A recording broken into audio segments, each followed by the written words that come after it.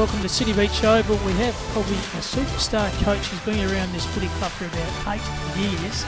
Put a lot of effort into coaching down there. Rowie, welcome to Perth Footy Live, mate. How are you? I'm going well. Thanks for having me. Before I talk about, obviously, West Coast and obviously my co-commentator Ward, just tell listeners about your footy background, man. How did you get involved with West Coast Footy Club? Sure, mate. Yeah, so like you said, this is my 8th year at the club, originally from Victoria.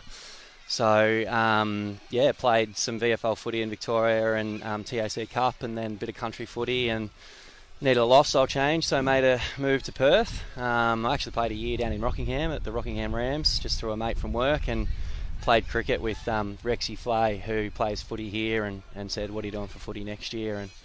And I came down and watched him a few times and said, yeah, I'm interested in playing up in Perth. So came down and coached the Colts for 2 years, and then ended up in the league gig. So 7 years coaching? Yeah, for 5 years with the league and did 2 years with Colts. Yep. Must be good for the club also coming back to the A grade row. We've been down to B grade and coming back to A grade. Some of the big ends, mate. I've heard some, before we get into that, the pre-season form, Ward, been very impressive. They've beaten Uni. Handy and they're team. Very good side, Yep. and Wanneroo, so 2 for 2 in the scratch matches, but some fairly big ends. One of those, Tommy Ledger, how's he shaping up? Yeah, I've rang Ledge for probably 5 years. He jokes that I tried to get him out of into retirement from Waffle too early, but finally got a hold of him.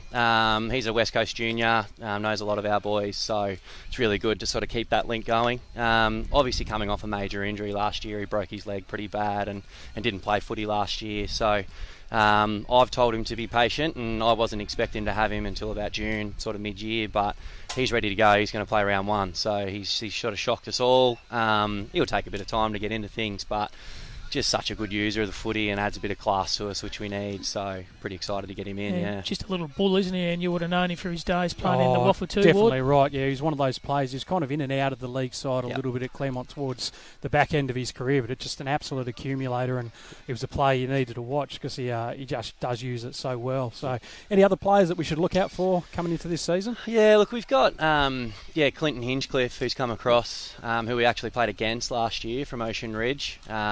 Hinchy showed us how to play footy a couple of times against him, so it'll be nice to have him in our midfield. He wants to test himself and play A-grade footy, so and he's just going to be really, really handy for us. We've actually got a young kid who I'm pretty excited by. Riley Rees-Turner is his name. Okay. He played at South Freo Colts and was state under 18s. Played a couple of league games for South Freo too as a 17-year-old, but he got too many concussions, so he's had to have 2 years off footy. Yep. He's actually currently at national rowing championships. Oh, wow, okay, so total athlete. Yeah, Yep. But convinced him to have another crack at footy. Yep. So after 2 years off, we're going to bring him in. He's a big, tall centre-half forward ruckman. He'll take some time, but we're pretty excited to get him in. And probably another good one for us has been Mitchell Martin, across half-back, comes over from Victoria. Played a lot of senior footy in Ballarat, and brings some leadership and poise to us. So we're pretty happy to add those 4 in, and obviously, like every club, continue to develop our youth. Is a key for us. We've got a lot of homegrown boys, so we'll focus on that pretty heavily. Oh, look, which is a good thing to have, and I know you've had those 2 scratches so far against Wanneroo and Uni. Yep. Have you noticed much difference between the teams of coming up, either of them, possibly the standard of playing someone like Uni? Yeah, definitely, and Uni are obviously a rivalry of ours.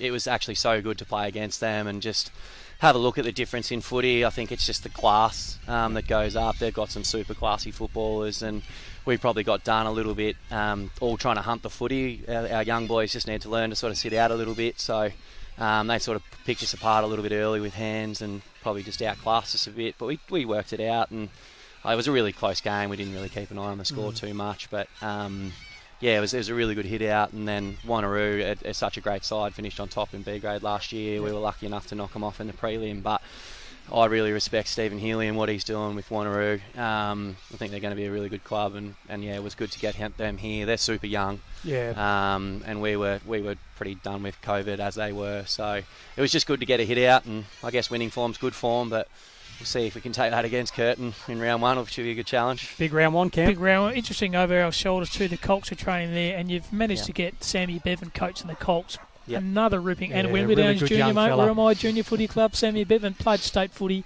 played Claremont. To have a kid like that, coaching your Colts is absolutely, that's a coup in itself. It is, yeah, and again, it's I've rang Bevo for 5 years or so, and again, probably sick of me ringing him, but his dad played footy here, his brother plays footy here. He was always going to come. It was just a matter of time, so finally got him down, and he's just been unbelievable for our Colts. We were probably struggling for numbers, as I think most clubs probably were after Christmas, and we've done a mountain of work and now got sort of 50 registered, so that's been really good. But Bevo's a school teacher who knows what he's doing with the Colts, but for me, selfishly, he adds a lot to on the field, obviously. Leading goal kicker in the B grade last year, and unfortunately he's got a stress fracture in his foot at the moment, so we won't have him till after Easter, but I'm probably holding him back. He's probably ready to go, but we'll just hold him back a little bit. I believe you're chucking on the boots again, mate. Is that correct? I am. I'm not sure if it's the right call or not, but I want to try and have another crack. Last year was pretty bad with injury, so we'll see how we go. I've got a really good coach on the bench in Mick Doherty, who pretty much does all the coaching game day, and we just converse. I'll have another crack, probably in a different role this year, I'd say. Very good, Roy. On behalf of all the Perth Footy League, mate, great to see West Coast back in the big time in the A grade. I reckon they'll surprise a few sides. I agree with you, mate. Goes in Clint Hinchliffe. Yep. I worked at Hawthorn for 10 years, 2006 to 6. We interviewed Hinchy a few times. A very smart player. He'll dominate the competition. I reckon he might even win the medal. There you go. He's that good player.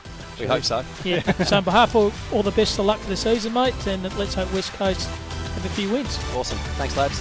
Cheers. No worries. Good on you. Thanks, Roy. Cheers.